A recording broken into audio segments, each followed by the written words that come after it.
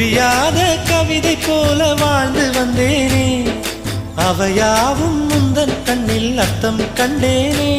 இந்த அருக புல்லின் மேல் மணித்துளியாய் நின்றாயே, எந்த பருவத் தோள்களில் பச்சை கிளியாய் வாழ்ந்தாயே. என்னை துளசி செடியாய் சுற்றி வந்தாயோ, கண்ணால் பார்த்து பார்த்து வெற்றி கண்டாயோ.